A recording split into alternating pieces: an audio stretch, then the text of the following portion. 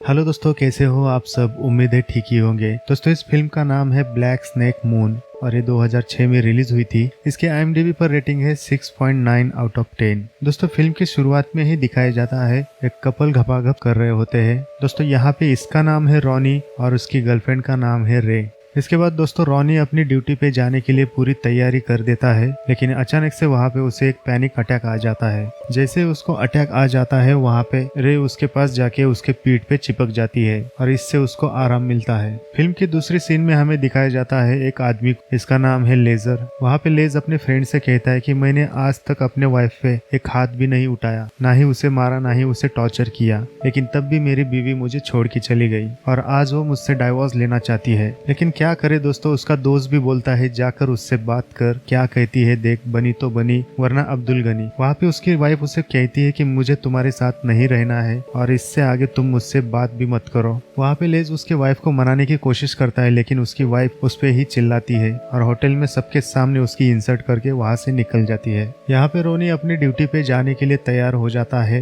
रे उससे बार बार कहती है कि तुम मत जाओ, लेकिन रोनी कहता है कि मुझे अपनी ड्यूटी पे जाना ही होगा। इसके बाद रोनी रे को एक घड़ी पहना देता है और अपने हाथ में भी एक घड़ी लगा देता है, क्योंकि रोनी ने उस घड़ी में एक सेटिंग कर दी होती है। ठीक शाम के समय रे के और रोनी के घड़ी में बीप बजेगी। इस बीप की वजह से उन लोगों को एहसास होगा कि वो एक दूसरे के साथ है।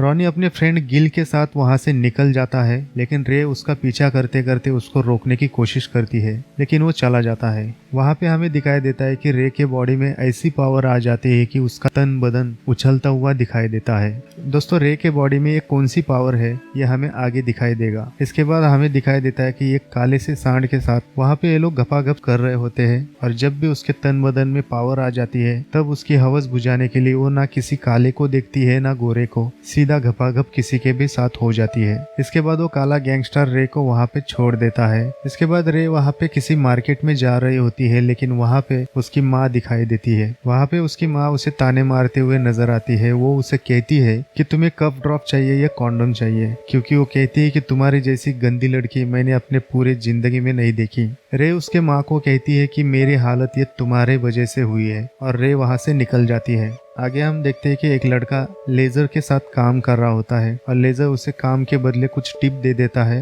और इसके बाद लेज अपनी सब्जियां लेके मार्केट में बेचने के लिए चला जाता है। इसके बाद हम देखते हैं कि लेज अपने खेतों में काम करके अपने घर पे वापस आ जाता है, लेकिन लेज को वहाँ पे गुलाब का बगीचा दिखाई देता है। यहाँ पे दोस्तों लेज के बीवी का नाम भी रोज और उसके बगीचे में बहुत सारे रोज, और इसी की वजह से लेज को बहुत ज्यादा गुस्सा आ जाता है और लेज अपना ट्रैक्टर लेके उस बगीचे को पूरा तहस नहस कर देता है। शाम को हम लेज को एक बार में बियर पीते हुए देखते हैं। एक औरत आ जाती है। दोस्तों, वो औरत लेज पे बहुत ही फिदा होती है और लेज से कहती है कि तुम्हारी बीवी तो अभी भाग गई है, तो क्यों ना हम दोनों जंगल में मंगल करें। लेकिन लेज अपने ही टेंशन में होता है, इसलिए वो उसे इग्नोर कर देता है। थोड़ी देर में वहाँ पे लेज का भाई आ जाता है। उसका भाई लेज से कह रहा होता है कि हम दोनों यहाँ से जा रहे हैं और मुझे लगता है कि तुम्हें इसमें कोई दिक्कत नहीं होगी। ये वही भाई है जिसने अपनी भाभी को पटाया और इसके बाद वो लेज को बताने के लिए आया है कि वो उसके बीवी के साथ कहीं और जा रहा है। ये कैसा भाई है दोस्तों, चोर तो चोर, ऊपर से सीना जोर। वहाँ पे लेज उसके ऊपर बहुत ही गुस्सा हो जाता है और बियर की बोतल फोड़ के उसको मारने लगता है।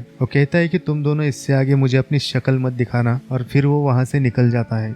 आगे हम देखते हैं कि रे अपने फ्रेंड के साथ पार्टी में आई हुई है। वहाँ पे ये लोग दारू पीते हैं, एंजॉय कर। थोड़ी देर में वहाँ पे रे को उसके बॉयफ्रेंड रॉनी का दोस्त गिल वहाँ पे दिखाई देता है। उसे लगता है कि वो उसके ऊपर नजर रख रहा है, इसलिए रे उसके पास जाती है और उसको पूछती है कि तुम यहाँ पे क्या कर रहे हो। गिल उसे कहता है कि मैं तुम्हारे बॉयफ्रेंड का जेम्स बॉन्ड नहीं हूँ जो तुम मुझे यहाँ पे आके मेरी खबर लेने लगी हो। रे वहाँ से निकल जाती है और अपने फ्रेंड से कुछ नशे की गोलियां लेकर वो खा लेती है। यहाँ पे लेज अपने घर पे आ जाता है और अपनी बीवी के सारे लच्चे कच्चे सारा सामान एक बैग में भर के कचरे के डब्बे में फेंकने के लिए वहाँ पे भर देता है। इसके बाद हम लोग देखते हैं कि रे और उसके फ्रेंड वहाँ पे गेम खेल रहे होते हैं, लेकिन दोस्तों यहाँ पे हमें दिखाई देता है कि रे के सारे तन बदन में बहुत ज्यादा आग लगी है और फिर से वहाँ पे मचलने लगी है, और उसी का फायदा उठाकर उसका एक फ्रेंड वहाँ पे आ जाता है और उसको उठाकर साइड में लेके जाकर वहाँ पे वो घपाघप कर रहा होता है। थोड़ी देर बाद रे के सारे फ्रेंड वहाँ पे उसे छोड़ के चले जाते हैं और रॉनी का दोस्त गिल वहाँ पे आ जाता है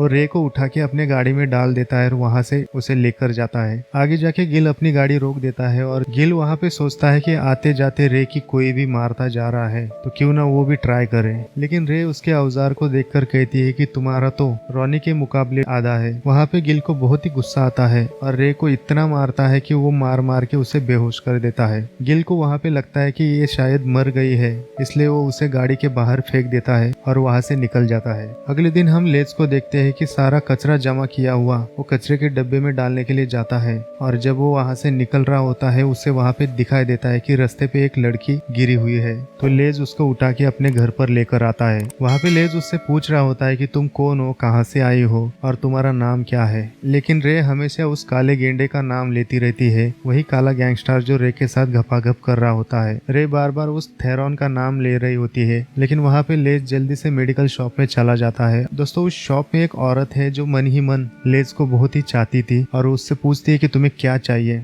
लेज कहता है कि मेरी भतीजी बहुत ही बीमार है, उसे कफ की बीमारी है। तब वो शॉप की औरत उसे दवाइयाँ दे देती है। यहाँ पे रे को एक सपने में दिखाई देता है कि एक आदमी उसके ऊपर जबरदस्ती रेप कर रहा होता है और उसी वक्त उसे होश आ जाता है और वो वहाँ पे गिर पड़ जाती है। जब लेज दवाइयाँ लेकर वहाँ से निकल जाता है, लेकिन लेज को वहाँ पे याद आता है कि वो लड़की थेरॉन का नाम बार बार ले रही होती है। उसे पता है कि थेरॉन कौन है, इसलिए सबसे पहले वो थेरॉन के पास चला जाता है। वहाँ पे थेरॉन से वो पूछता है कि तुम्हें एक सफेद लड़की अपने शॉर्ट कपड़े में बाहर घूम रही थी, क्या तुम उसे जानते हो। थेरॉन कहता है कि जहाँ तक मुझे पता है तो तुम उस लड़की की बात कर रहे हो जिसका नाम रे डोले है। वो कहता है कि जब भी उसे जरूरत पड़ती है वो मुझे कॉल करती है। थेरॉन लेज से कहता है कि अगर तुम उससे प्यार करते हो तो मैं तुम्हारे बीच में नहीं आऊंगा, लेकिन वो कहता है कि उसे घफाघप करने की बहुत आदत है। जब लेज अपने घर पे आ जाता है तो वहाँ पे देखता है रे सोफे के नीचे गिर पड़ी है। जब लेज उसे अपने बाहों में लेता है तो अचानक से रे उसे जबरदस्त चुंबन करने लगती है। दोस्तों यहाँ पे लेज की हवा टाइट हो जाती है, क्योंकि दोस्तों लेज एक बहुत ही सीधा साधा और धार्मिक आदमी होता है।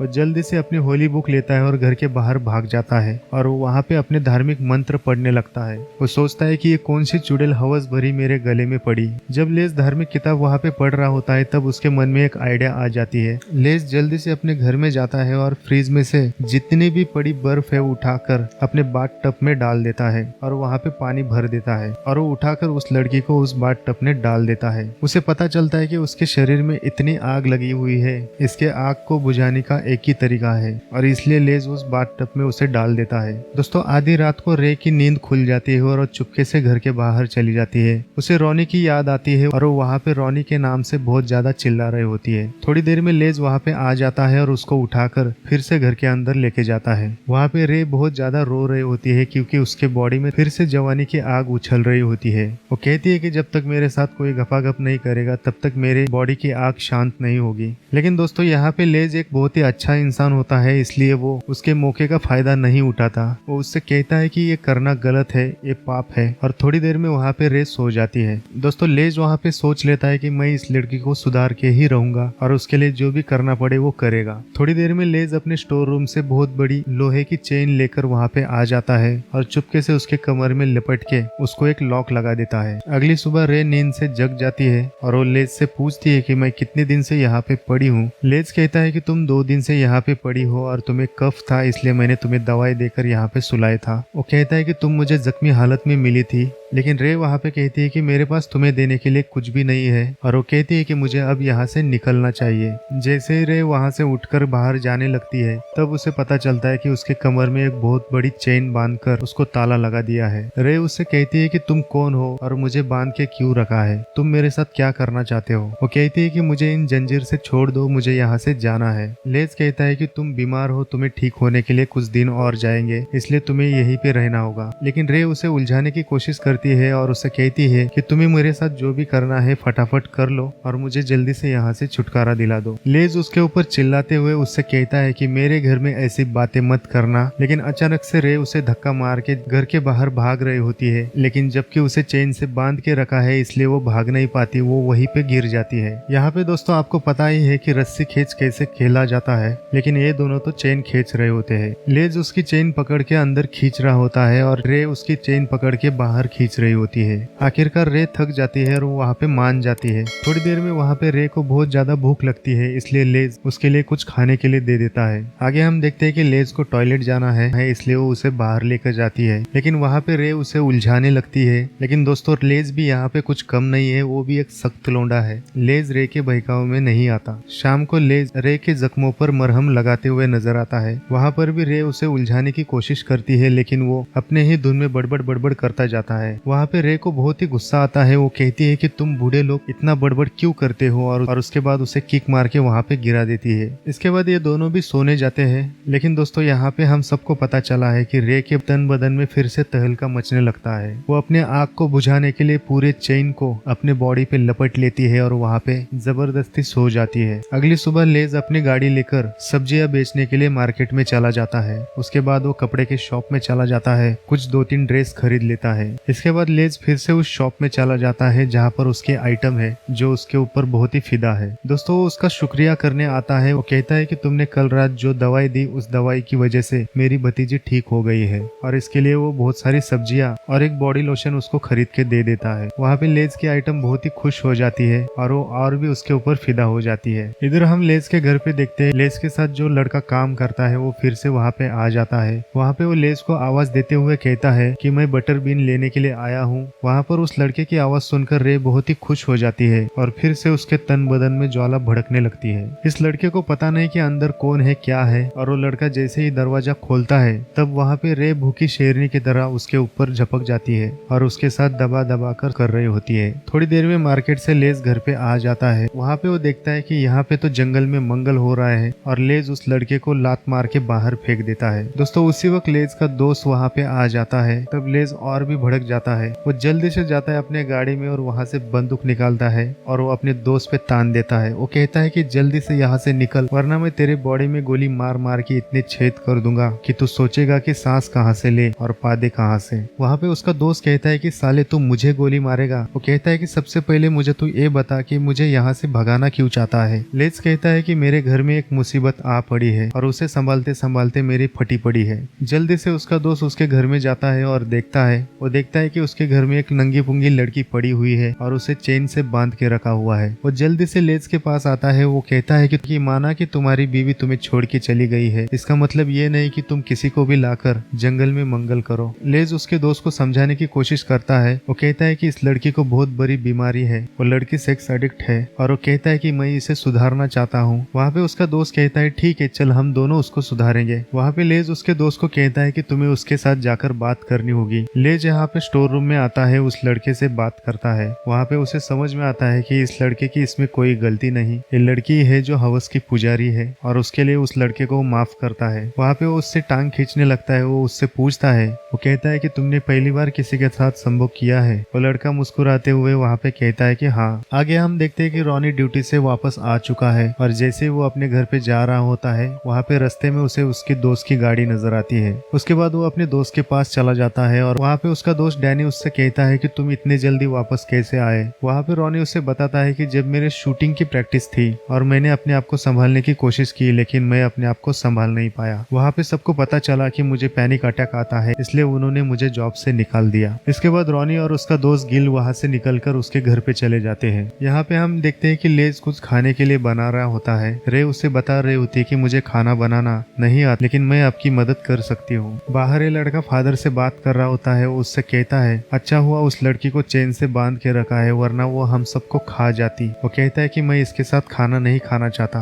वो कभी भी हम पे झपट लेगी। इसके बाद दोस्तों रॉनी अपने घर पे रे को ढूंढते हुए वहाँ पे आ जाता है और वो गिल के साथ बातें कर रहा होता है। गिल रॉनी को वहाँ पे भड़का रहा होता है। गिल कहता है कि जब हम लोग कॉलेज में थे तब वहाँ पर भी वो लड़की वैसे ही करती थी। वो कहता है कि वो लड़की सबके साथ मौज कर चुकी है और उसे इसकी आदत है। लेकिन जब रॉनी रे के बारे में बुरा सुनता है तब वो बहुत ही ज्यादा गुस्सा हो जाता है और वहाँ पे वो गिल को बहुत मारता है। उसके बाद वो कबर्ड से एक गन निकालता है और गिल की चाबी लेकर उसकी ट्रक लेके वहाँ से निकल जाता है। यहाँ पे लेज रे की लोहे की जंजीर छोड़ देता है और वो उससे कहता है कि हर एक को अपनी जिंदगी जीने का हक है। वो कहता है कि तुम जहाँ जाना चाहते हो वहाँ जा सकती हो। लेकिन दोस्तों वहाँ पे भी हमें समझ में आता है धीरे धीरे रे को वहाँ पे अच्छा लगने लगता है और वो वहाँ से जाना नहीं चाहती है, और इसी के कारण लेज वहाँ पे उसका गिटार बाहर निकालता है और गिटार बजाते बजाते उसे ब्लैक स्नेक मून का गाना सुनाता है। वहाँ पे रे बहुत ही मन लगा के उस गाने को सुन रही होती है, लेकिन धीरे धीरे उसे दौरे पड़ने लगते हैं। उसे लगता है कि कोई आदमी उस पर जबरदस्ती करने के लिए उसके पास आ रहा है।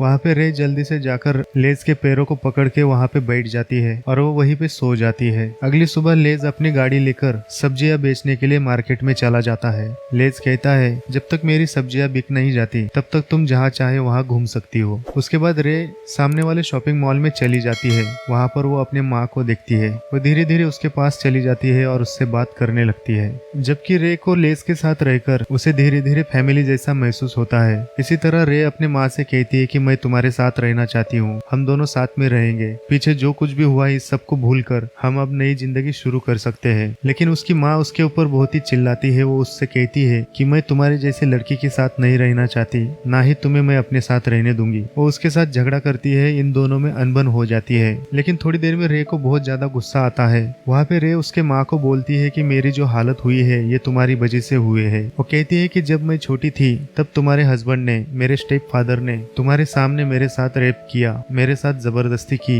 लेकिन तुमने कुछ नहीं कहा। रे कहती है कि ये सारी गलती तुम्हारी है और इसी बातों की वजह से गुस्सा होकर रे अपने माँ के ऊपर अटैक करती है और उसे बहुत ज्यादा मार देती है। बाहर हम देखते हैं कि लेज अपने आइटम के साथ बात कर रहा है। उसके आइटम उससे कहती है कि तुमने जो बॉडी लोशन दिया था वो आज मैं लगा कर आई हूँ। लेज की आइटम वहाँ पे बोलते जा रही है। लेज उसको सुन रहा है, लेकिन अचानक से लेज को उस शॉप में बहुत ज्यादा भीड़ नजर आती है और उठ के वहाँ पे चला जाता है। लेज वहाँ से रे को उठाकर वहाँ से बाहर आ ही रहा होता है, तब लेज की आइटम वहाँ पे उसे देख लेती है। वहाँ पे उसका मूड ऑफ हो जाता है। इसके बाद लेज रे को लेके घर पे आ जाता है और वो फिर से उस बाथ टब में बहुत सारी बर्फ डालकर उसको नहला रहा होता है। शाम को सोते समय लेज के मन में आइडिया आता है और वो अपनी गिटार निकालकर और जल्दी से रॉक स्टार बनने के लिए तैयार हो जाता है। वहाँ पे वो रे को लेके उस बार में जाता है जिस बार में इससे पहले वो गिटार बजाता था। जब ये लोग बार के अंदर जा रहे होते हैं तब रे के हाथ की घड़ी बीप करने लगती है। उसे वहाँ पे महसूस होता है कि क्या यहाँ पे रोनी तो नहीं,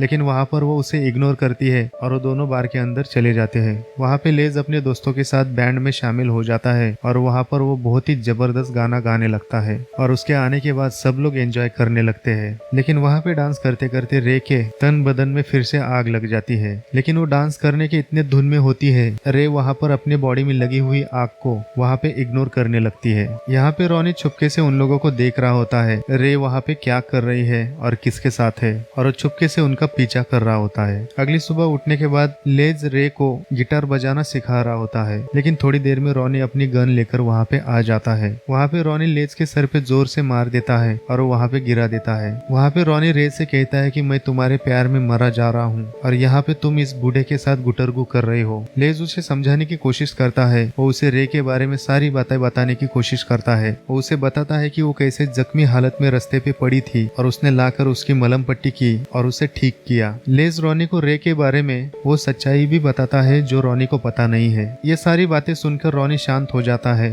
तब वहाँ पे लेज अपने दोस्त को बुलाता है। वो कहता है कि इस समय तुम्हारी यहाँ पे जरूरत है, और उसका दोस्त यहाँ पर आकर उन दोनों से बात करता है। वो उन दोनों से कहता है कि तुम दोनों भी अपने बारे में बताओ। रोनी कहता है कि बचपन से मुझे पैनिक अटैक आते हैं। रोनी कहता है कि उसने मुझे बहुत सपोर्ट किया है और वो कहता है कि मैंने अपने दोस्त के कहने पे उसके ऊपर इल्जाम लगाया और इसी के कारण रोनी उससे माफी मांगता है। वहाँ पे रे भी उसके बारे में सारी बातें बताती है। वो कहती है कि बचपन में जैसे उसके साथ हुआ उसी के कारण उसके साथ बहुत सारी प्रॉब्लम होती है, और वो कहती है कि जब वो रोनी के साथ होती है तब वो अच्छा फील करती है। रे उसे ये भी बोलती है कि मैंने जो किया शायद ये किसी को पसंद ना आए और इसकी वजह से रोनी उसे छोड़ना चाहता है तो उसे छोड़ सकता है। लेकिन वहाँ पे लेज का फ्रेंड उन दोनों को समझाता है, कहता है कि तुम दोनों एक दूसरे के लिए बने हो। वो ये भी कहता है कि तुम दोनों को अपनी अपनी तकलीफ के बारे में पता है, इसलिए तुम दोनों अपने आप को संभाल लेते हो। और इसके बाद आगे हम देखते हैं कि लेज उसके आइटम के घर पे आता है और उससे कहता है कि तुम मेरे बारे में जो भी सोचती हो मैं तुम्हें बाद में बताऊंगा, लेकिन इस वक्त मुझे तुम्हारी मदद की जरूरत है। अगली सुबह हम देखते हैं कि रोनी अपने कपड़े पहनकर अपनी टाई पहन रहा होता है। वहाँ पे वो लड़का आता है और उससे कहता है कि मैं तुम्हारा बेस्ट मैन हूँ और मैं तुम्हारे साथ चलूंगा, और वहाँ पर उसे टाई पहनाना सिखाता है। लेज की गर्लफ्रेंड रे को